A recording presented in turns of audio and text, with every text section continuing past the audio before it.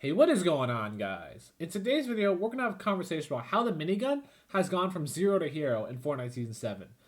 In Season 6, Season 5, it was just a very meh option. Not terrible by any means, but really not that good. But now the minigun is genuinely a competitive option, and I recommend it for a lot of different players.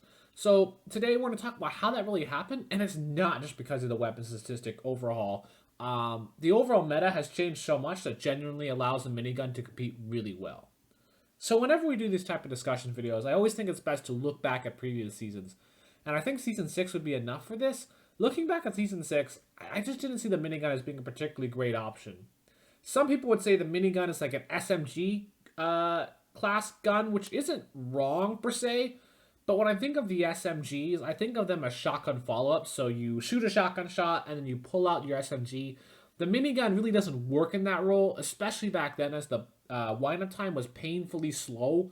So really, I think the minigun fits more into that structure destroyer type class. So, grenade launcher, RPG, quad launcher.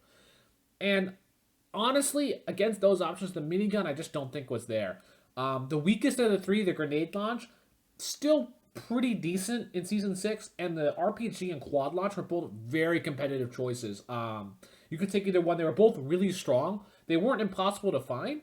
And, when you got RPGs and quad launches running around, are you really going to take the minigun? You could, but I just overall think those were much better options. The minigun was just kind of on the fringes of usability, but But this season, genuinely, it's quite a competitive option. Let's start out with the most obvious change, which is to its statistics. Yes, you can no longer infinitely fire the minigun. It now overheats after 6 seconds, which is a nerf to be fair.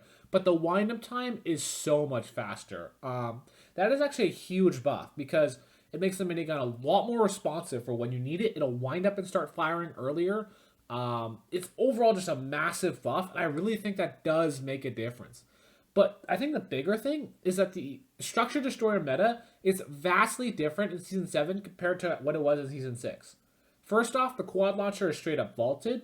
Second, the RPG, one, it's basically impossible to find. You can only get out of vending machines and supply drops. So it's very rare you're going to see an RPG in your game. And two, even if you do, the RPG reloads much slower now. It's like 3.5 seconds. It just takes a lot longer to reload and spam rockets. So it just makes the RPG less effective in the off chance that you can find it. And the grenade launcher, I've just noticed as the seasons have been passing, is that it's just become less and less useful. In the early days of this game, the grenade launcher was genuinely really good because the grenade launcher excels at medium range where at the range your opponent is, say, 80 to 100 meters, the grenade explodes at the time it reaches them. So that would be perfect.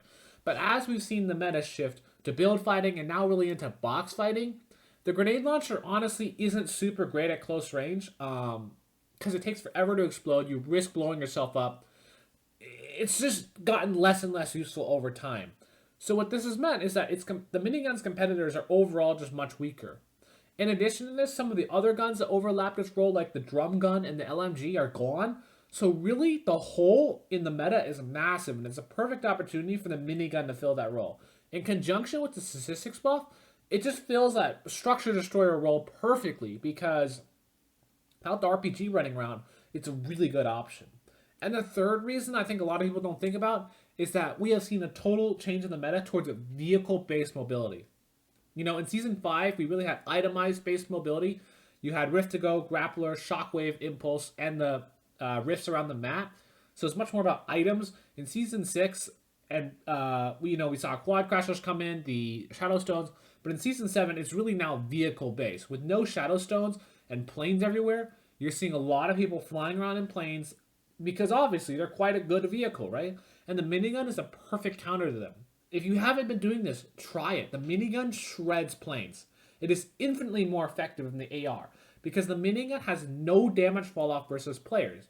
And your player damage is what is vehicle damage as well. So you can still do 228 DPS against planes even if they're far away. Now, yes, you're going to miss some shots because of Bloom, but you're still getting, 100 to 150 DPS off. And AR is only going to do 2/3 damage and you're going to be missing shots. So even, say you have a blue AR with a 180 DPS, you're doing maybe 80 to 90 DPS versus 150 with the minigun. You see what I'm saying? the minigun is going to be massively more effective as an anti-air gun. So what this just overall meant is that the minigun is genuinely a very good option, and I'd honestly recommend it, particularly in duos and squads. If you can have one person carry that minigun for applying pressure, it's a really solid choice. Now, just to wrap things up, I kind of want to talk about where the minigun is likely to go for Season 8. The minigun is not going to receive any balance updates, most likely. Also, the explosive meta really won't change. I see the minigun being just a tad less effective in Season 8 because planes are gone, but it can still be used as a baller shredder, so still going to be a good choice.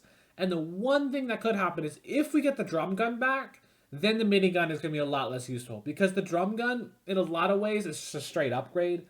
Because the drum gun is just so incredibly good. It has more DPS, it's just going to be overall just a better option. The drum gun also doesn't take a wind-up time. So the only situation where the minigun is going to slide down the meta significantly is with the drum gun. But overall, I see the minigun still being a very competitive option in Season 8. So I hope you found this video interesting, and I'll catch you in the next one.